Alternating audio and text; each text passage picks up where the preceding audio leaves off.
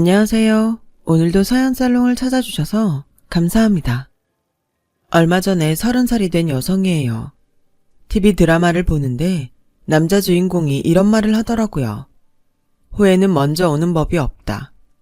당연한 말인데 제 상황 때문인지 그 대사가 마음에 와닿더라고요.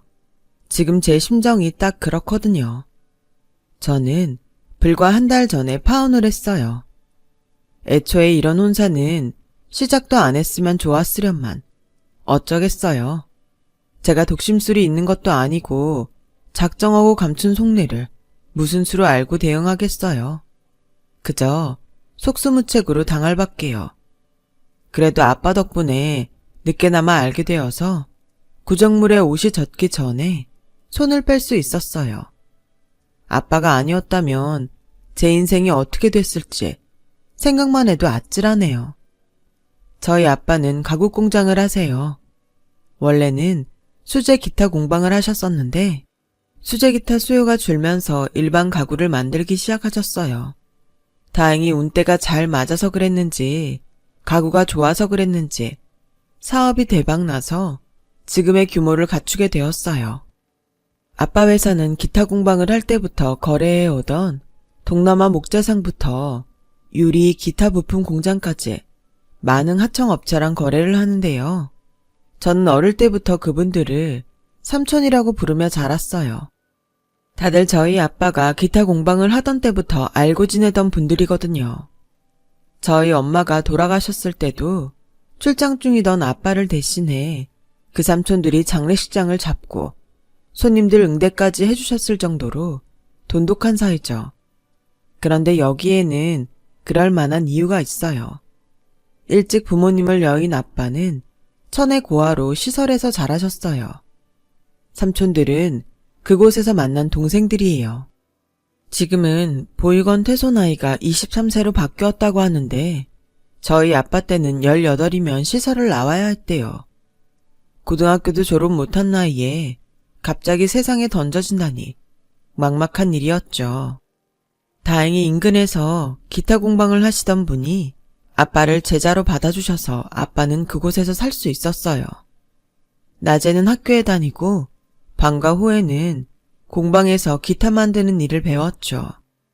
그 일이 계기가 돼서 보육원에서 퇴소하는 아이들을 저희 아빠가 있던 기타 공방이나 공방 사장님 친구분들이 운영하는 공장에 취직을 하게 되었어요.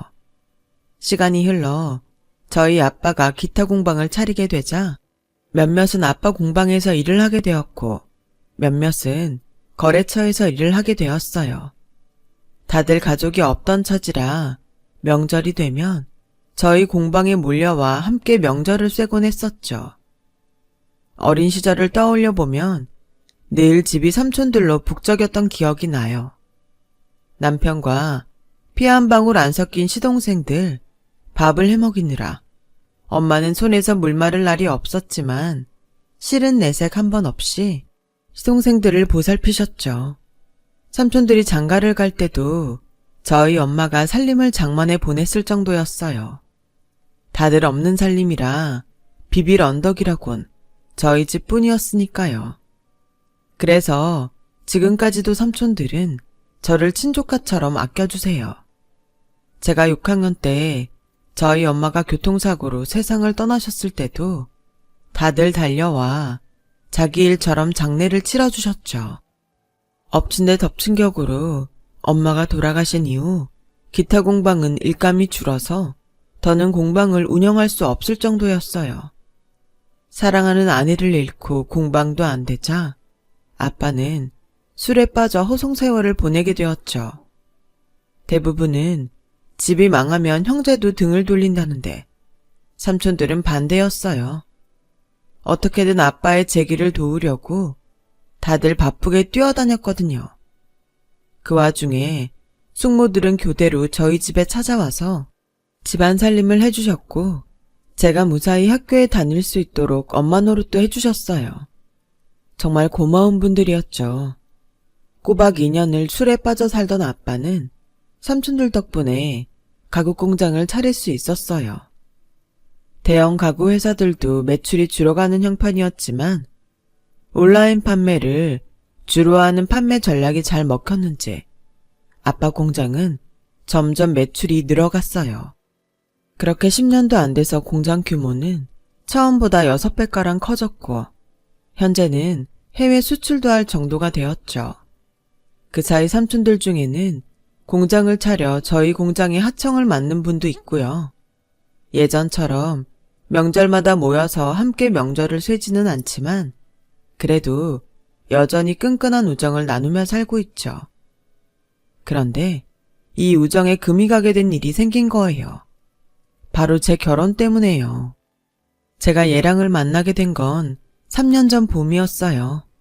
친구들과 벚꽃 구경을 하러 여의도에서 만나기로 했는데 제가 그만 택시에 휴대폰을 놓고 내렸지 뭐예요. 폰을 바꾼 지 얼마 안 된 새 폰이라 약정 기간도 한참 남았는데 완전 낭패였어요. 친구 전화로 몇 번이나 전화를 걸어봤지만 받지 않더라고요. 사용한 지 한 달도 안 된 신형폰이라 좋은 사람도 욕심이 나긴 했을 거라 생각했죠. 그래도 손 놓고 있을 수만은 없어서 틈나는 대로 전화를 걸었어요. 하지만 신호음만 갈 뿐이었죠. 그날 화사한 벚꽃 아래서 행복하지 않은 사람은 저뿐인 것 같았어요. 그나마 남아있던 기대는 시간이 흐를수록 실망으로 바뀌었고 상황을 받아들일 수밖에 없는 처지였죠. 그렇게 허탈한 마음으로 집으로 돌아가려고 버스 정류장으로 향했는데 친구가 한 번 더 전화를 해보자고 하더군요. 그래서 믿져야 본전이란 생각으로 전화를 걸었는데 5번쯤 신호가 울렸을까요? 웬 남자가 전화를 받더라고요. 택시에서 휴대폰을 주웠는데 파출소에 가는 길에 급한 일이 생겨서 그러지 못했다고 했어요. 기다리는 동안 거의 포기 상태였던 저한테 그게 무슨 상관이겠어요? 휴대폰을 찾을 수 있다는데 말이죠. 그래서 제가 지금 찾으러 가겠다고 어디에 계시냐고 물었는데 글쎄. 그런데 이거 어쩌죠? 제가 지금 지방에 내려와 있거든요. 며칠 뒤에나 서울로 올라갈 것 같은데 며칠만 기다려 주시겠어요? 며칠이나요? 그러지 마시고 어디에 계신지 말씀해 주시면 제가 갈게요. 전화를 늦게 받은 것도 그렇고 남의 폰을 들고 지방까지 내려갔다는 것 자체가 못 믿었더라고요.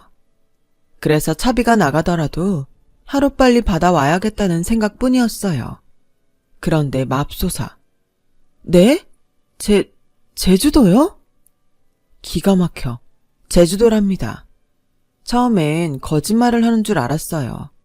제주도라고 하면 제가 거기까지 찾으러 가진 않을 거라고 생각하고 막 둘러댄 게 아닐까 했죠. 그래서 저도 질세라 제주도든 어디든 찾으러 가겠다고 했어요. 그래도 외국이 아닌 게 어디예요. 좋아요. 내일 아침 비행기 타고 바로 갈게요. 일단 항공권 사고 편명이랑 도착 시간은 문자로 남길게요. 죄송하지만 공항으로 나와주시겠어요? 이 정도로 밀어붙이면 그쪽도 알아서 꼬리를 내리겠거니 했는데 글쎄. 그러실래요? 그럼 문자 남겨주세요. 혹시 길이 엇갈릴지 모르니까 제 폰 번호도 알려드릴게요. 생각하는 다른 전개에 어라? 했죠. 제주도에 있다는 게 거짓말인 줄 알고 큰 소리 쳤는데 진짜였더라고요. 그래서 결국 다음날 아침 제주도까지 휴대폰을 찾으러 가게 되었어요. 주말이라 항공권 가격이 엄청 올라서 거의 동남아 항공권 금액을 내고 당일치기로 제주도에 가게 되었어요. 그렇게 눈물을 머금고 제주도 공항에 도착했는데 날씨가 좋아서 그런가 기분이 너무 좋더라고요. 기왕 온 거 가까운 애월 해변이라도 들렀다 가고 싶었죠. 그때였어요. 누군가 제 어깨를 톡톡 두드리길래 돌아봤더니 우와, 진짜 잘생긴 남자가 저를 내려다보고 있지 뭐예요. 완전 제 스타일이었죠. 그 사람이 바로 제 예랑이었어요. 예랑의 모습을 보자 그동안의 의심은 순식간에 사라져버리고 말았어요. 이렇게 헤어지기는 정말 아깝다는 생각뿐이었어요. 그런데 글쎄 예랑이 자기 때문에 제주까지 내려오게 해서 미안하다며 밥을 사겠다지 뭐예요. 어쩌겠어요. 당연히 코를 외쳤죠. 그렇게 난생 처음 본 남자의 차를 타고 애월 해변까지 가서 회정식을 먹었어요. 불과 20분 전까지만 해도 항공료가 아까워 속이 쓰리던 저는 언제 그랬냐는 듯 아주 신이 나더라고요. 그렇게 반나절간의 제주 데이트를 마치고 서울로 올라오려는데 너무 아쉬워서 차마 발길이 떨어지지 않더라고요. 그런데 저만 그랬던 게 아니었던 모양이에요. 김포공항에 도착하자마자 얘랑이 문자를 보냈더라고요. 시간 괜찮으면 다음 주 주말에 같이 여의도로 벚꽃 구경 가자고 말이에요. 제가 밥을 먹으면서 그랬거든요.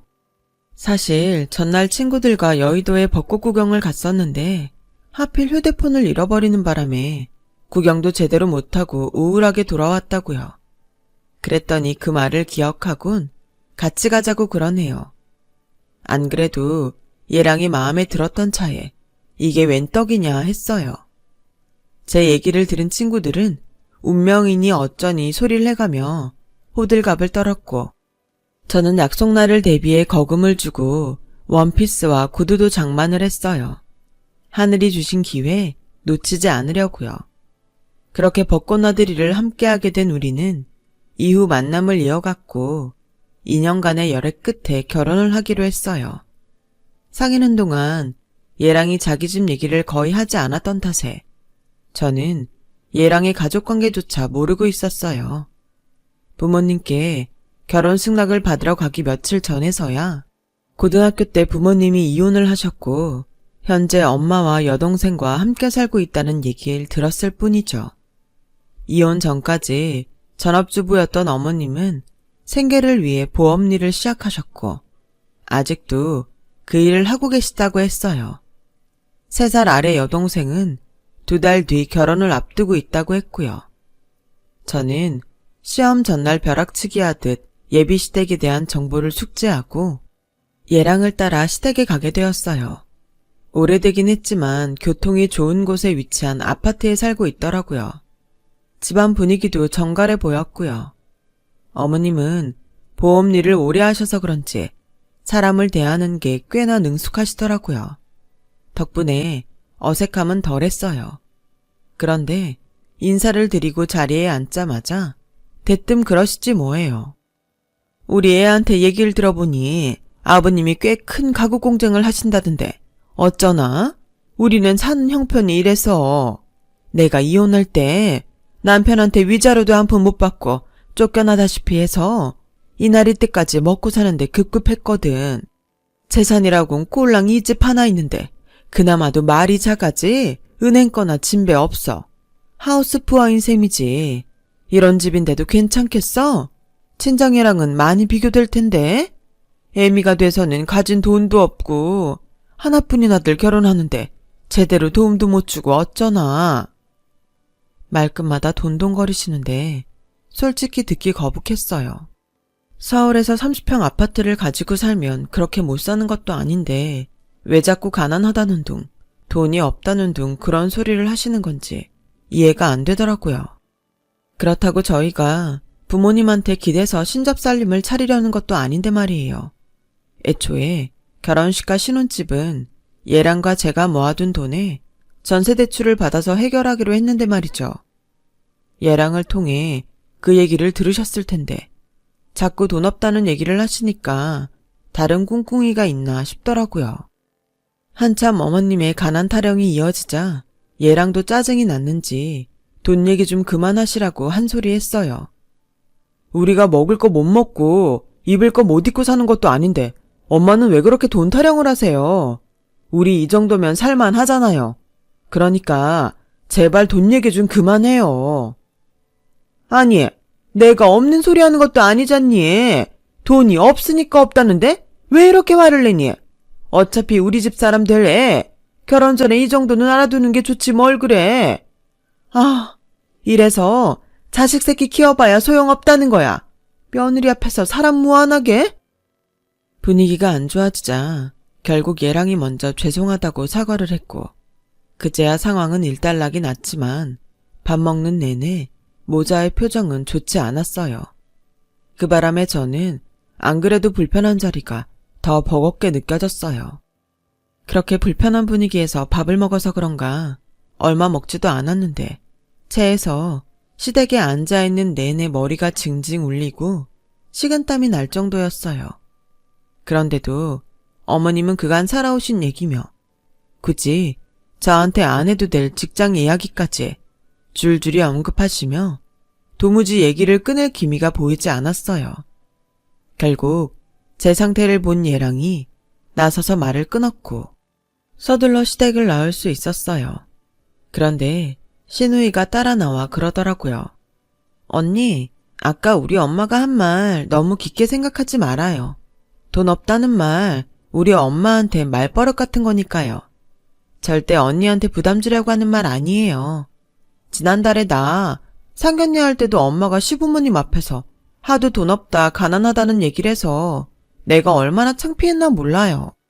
별뜻 있어서 하는 말 아니니까 그냥 한 귀로 듣고 한 귀로 흘려요. 시누이도 결혼을 앞두고 있어서 그런지 비슷한 처지인 제 마음을 많이 헤아려 주더라고요. 사실 어머님 얘기를 들으면서 혹시 우리 집에 뭔가 바라는 게 있어서 하는 소린가 의심이 갔거든요. 그런데 시누이가 먼저 얘기를 해주니 한결 마음이 놓이더라고요. 그래서 이후로는 어머님이 돈 얘기를 하셔도 그러려니 하고 넘기게 되었죠. 그러지 말았어야 했는데 말이에요. 그러던 어느 날이었어요. 출근을 앞두고 아침을 먹으려는데 아빠가 뜬금없이 그러시는 거예요. 얘, 네 시댁 살림이 많이 어렵니? 갑자기 그게 무슨 소리예요? 알고 보니 상견례도 하기 전에 어머님이 저희 아빠 공장까지 찾아가 아빠를 만났더라고요. 아빠 표정을 보니 어머님이 무슨 소리를 했는지 대략 알겠더라고요. 저한테 그랬던 것처럼 돈 얘기를 꺼낸 게 분명했어요. 그래서 걱정 마시라고 말씀드렸죠. 서울에서 30평 아파트 살 정도니까 많이 넉넉하진 않아도 먹고 사는 게 힘든 집은 아니죠. 근데 그건 왜요? 혹시 어머님이 뭐라고 해요? 가난하다고? 돈 없다고 그래요? 그런 거면 걱정 마세요. 그거 어머님 단골 레퍼토리예요. 말은 그렇게 하면서도 저도 왠지 찜찜했는데 아니나 다를까 며칠 뒤 아빠가 보험 약관을 들고 오시더라고요. 아빠, 암보험 있는데 또 들었어? 혹시 어머님이 보험 들라고 그런 거야? 그런 거면 안 들어도 돼. 어머님 정말 웃기네. 상견례도 하기 전에 사돈한테 보험 세일즈부터 해? 아빠, 이건 내가 해결할 테니까 그 보험 들지 마요. 그럴 거 없다. 오죽하면 날 찾아와 보험을 들어달라고 했겠니? 사람이 어려울 땐 서로 돕고 살아야 하는 거다. 그러니까 괜한 소리 하지 말고 너는 모른 척하고 있어. 괜히 결혼도 전에 별것도 아닌 일 때문에 큰 소리 내봤자 분란받게 더 생기니. 안 보고 살 사이도 아니고 앞으로 시어머니로 모시고 살 사이인데 그냥 좋은 게 좋은 거다 생각해라. 속에서 천불이 났지만 내가 괜히 나섰다간 아빠 체면도 그렇고 결혼 전부터 미운 털이 박힐까봐 참고 넘기기로 했어요. 그제야 아빠가 일전에 시댁 형편에 대해 왜 물었는지 알겠더라고요. 보험 세일즈를 폄하하는 건 아니에요. 그 일로 식구들 먹여 살리는 훌륭한 분들 많으실 테니까요. 물론 살면서 보험 하나쯤은 필요하죠. 하지만 내가 필요해서가 아니라 상대가 강요를 해서 들게 되는 보험은 문제가 있는 거 아닌가요? 모르긴 해도 앞으로 어머님한테 엄청 시달리게 되겠다는 생각이 들었어요. 그렇게 아빠 보험일이 있고 얼마 뒤 어머님이 전화를 하셨더라고요. 아빠 회사 제품 카탈로그나 쇼룸이 있으면 보고 싶다나요? 그래서 그건 왜 그러시냐고 했더니 예림이 혼수 준비하는데 기왕이면 사돈회사 제품으로 하면 좋지 않겠니? 얘기 들어보니 제품이 꽤 실속 있고 좋다고 하더라고. 썩 내키진 않았지만 어머님 딴에는 그래도 저희 아빠 회사 제품을 팔아주시려고 하는 것 같아서 일단 회사 홈페이지를 알려드렸어요. 그때까지만 해도 무슨 일이 벌어질지 모른 채 말이죠. 그렇게 한 일주일쯤 지났을까요? 신우이가 전화를 했더라고요. 언니, 정말 고마워요. 이렇게까지 안 해주셔도 되는데. 아닌 밤중에 홍두깨라고 도대체 무슨 소린가 싶어서 자세히 얘기를 해보라고 했더니 기가 막힌 소리를 하는 거 있죠. 우리 아빠가 아가씨 결혼하는데 가구를 무료로 해줬다고요? 이건 아니다 싶어서 일단 전화를 끊고 아빠한테 갔어요. 그랬더니 아빠가 난처한 표정으로 그러시지 뭐해요. 몇 달 사이로 자식 둘 혼사를 치르다 보니 돈이 없어서 그런다는데 그럼 어쩌겠니? 같이 딸 자식 키우는 처지에 모른 척 할 수도 없고. 그래도 이건 아니죠. 왠지 처음부터 이상하더라니. 아빠, 이번 일은 내가 알아서 할 테니 아빠는 가만 계세요. 저는 참을 수 없어서 예랑을 불러 지금까지 있었던 아빠 보험 얘기며 신우이 가구 얘기까지 다 했어요. 그랬더니 예랑은 귀까지 빨갛게 변할 정도로 상피해 하더라고요. 그리고는 자기가 해결하겠다며 집으로 돌아갔어요. 그리고 다음날 어머님이 제게 전화를 했더라고요. 얘, 너 그렇게 안 봤는데 음흉한 구석이 있는 애구나. 내 앞에선 방글방글 웃기만 하더니 뒤에선 내 아들 조종해서 날 이렇게 못난 애미를 만드니? 혼자 사는 사돈이 안타까워 안보험 하나 들라고 한 게 뭐가 문제니? 그게 나조차고 한 일이니? 너 시집가고 나면 혼자 남을 친정아빤 생각도 안 하니? 어쩜 그렇게 너밖에 몰라? 아니, 내 보험 너더러 들라고 하는 것도 아니고 지 친정아빠 위해서 들라는 건데 그깟 보험료 얼마 한다고? 도통 이해가 안 간다 너. 그리고 우리 집에 며느리로 오면서 신우이 가구 하나 못 해주니? 까놓고 말해서 다른 여자들은 혼수용 가구 준비하는데 수천은 기본으로 들지 않니? 그런데 넌 니네 아빠가 가구 공장을 하니까 돈 한 푼 안 들이고 해올 거 아니야. 그렇게 아낀 돈 신우이 결혼하는데 선물 좀 한다 생각하면 되지. 그걸 그새 내 아들한테 일러 바쳐선 사람 꼴을 우습게 만들어? 그래, 네 뜻대로 보험도 가구도 다 없던 일로 해주마. 이제 속 시원하니? 적반하장도 유분수라고 당신이 저지른 비상식적인 행동을 저한테 뒤집어 씌우곤 큰 소리를 치더라고요. 이 일로 결혼 생활이 피곤해지기는 하겠지만 그래도 나중을 위해서 이참에 안 좋은 선례는 만들지 말자고 생각했어요. 결혼 얘기가 오가고 불과 한 달 사이에 어머님 때문에 아빠를 귀찮게 해드린 것 같아서 오랜만에 포장마차 데이트를 제안했어요. 생각해보니 얘랑이랑 사귀기 전에는 아빠랑 종종 포장마차에서 데이트도 하곤 했었는데 남자에 미쳐서 그간 제가 아빠를 너무 외롭게 했더라고요. 이래서 자식 새끼 키워봐야 소용없다는 말들을 하는 거겠죠? 모처럼 평소 아빠가 단골로 가시는 포장마차에 갔는데 아는 얼굴이 있더라고요.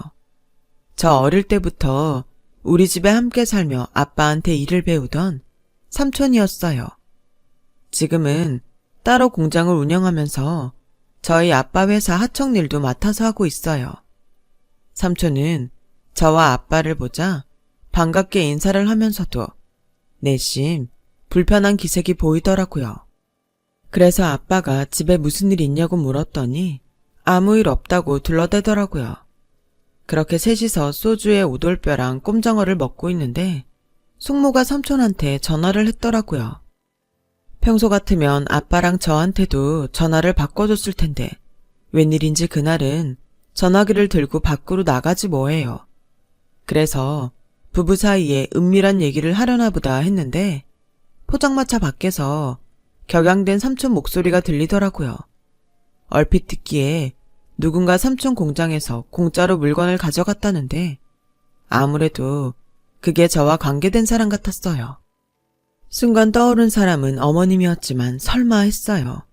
어머님이 삼촌을 알리 만무하니까요. 통화를 마친 삼촌은 애써 밝은 표정으로 다시 술잔을 들더라고요. 하지만 사람 촉이란 게 있잖아요. 왠지 불길한 예감이 들어서 대놓고 삼촌한테 물었죠. 혹시 누가 내 이름 대고 공장에서 물건 가져갔어? 통화 내용 얼핏 들으니까 그런 것 같던데? 그 말에 삼촌은 순간 당황하더니 이내 아니라고 손사래를 치더라고요. 하지만 한 해 뒤에 삼촌을 보고 산 게 아닌데 거짓말을 눈치 못 채겠어요. 그래서 추궁을 했더니 그제야 난처한 표정으로 얘기를 하더군요. 예상대로 삼촌 공장에서 공짜로 물건을 가져간 건 어머님이었어요. 제가 아빠 공장에서 시누이 혼수 가구를 못 가져가게 했더니 삼촌 공장까지 찾아가 혼수를 챙겨간 거였죠. 숙모가 그 사실을 알고 노발대발했고 중간에서 삼촌은 벙어리 냉가슴을 앓게 된 거였어요. 전에 납품건으로 형 회사에 갔다가 너희 시어머니 될 사람을 우연히 보게 됐어. 내 딴엔 인사나 하려고 했는데 다짜고짜 보험 얘기를 하더라고요. 그날은 일이 바빠서 그냥 돌아왔는데 어떻게 알았는지 다음날 공장으로 찾아오셨더라고. 너도 알다시피 내가 뭘 아니? 보험이니 그런 건 다 네 숙모가 알아서 하지. 그래도 네 시어머니 될 사람인데 내가 매몰차게 거절했다가는 괜히 내 조카 시집살이 시키는 게 아닐까 걱정이 돼서 하나 들어주긴 했어. 근데 얼마 지났나? 뜬금없이 와서는 혼수 가구를 보여달라고 하더라고. 난 네가 쓸 거 고르는 줄 알고 뭐든 공짜로 가져가라고 했는데 알고 보니 자기 딸 혼수였더라고. 청첩장 내밀면서 오라고 하길래 그때 알아챘어. 그래서 오해가 있었던 것 같다고 대금 처리를 해주셔야겠다고 했더니 안 된다지 뭐냐. 자기는 공짜로 준다고 해서 가져간 거라나? 잘못이 없다나? 참, 그 사실을 네 숙모가 알고는 당장 돈 안 받아오면 이혼이라고 난리를 치는데 네 입장도 그렇고 중간에서 정말 미칠 노릇이다. 삼촌 얘기를 듣고 너무 창피해서 고개를 들 수 없더라고요. 그런데 어머님이 찾아간 게 삼촌이 다가 아니더라고요.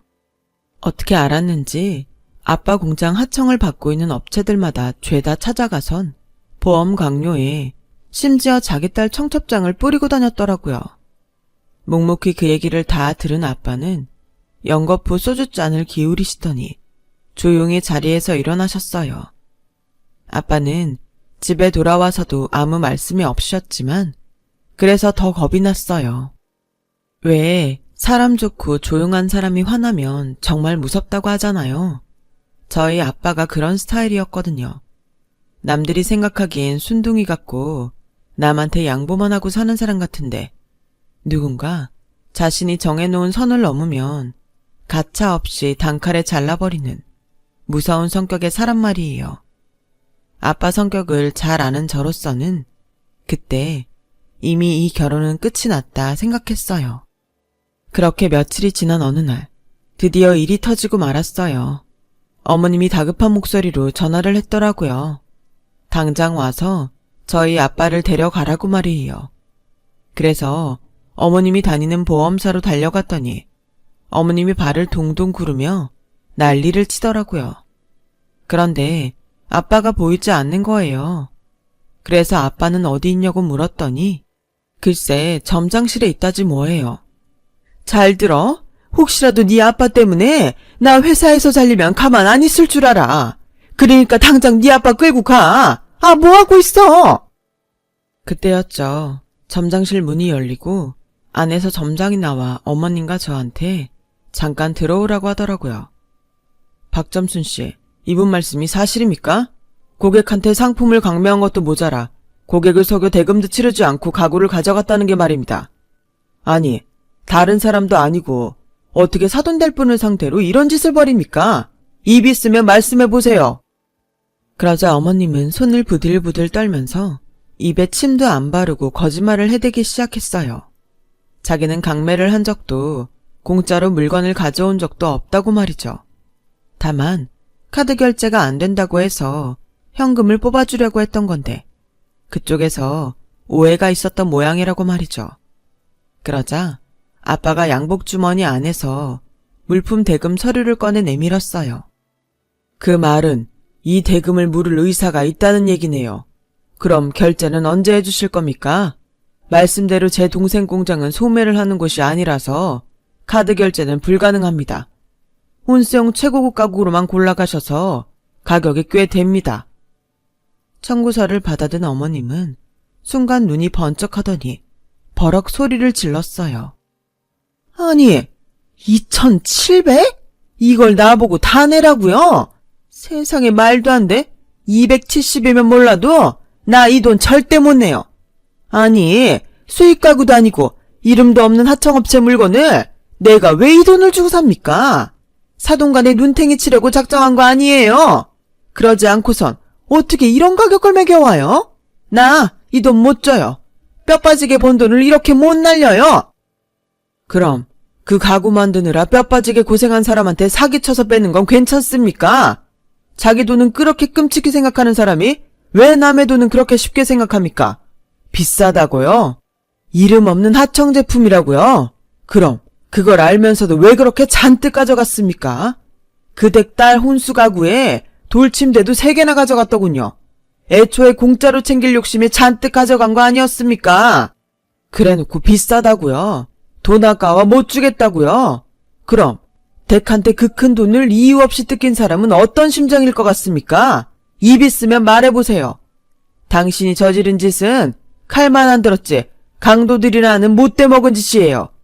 댁이 지금껏 인생을 어떻게 살아왔는지 내 알 바 아니지만 지난 한 달 동안 당신이 벌인 짓을 보니 대충 알만합니다.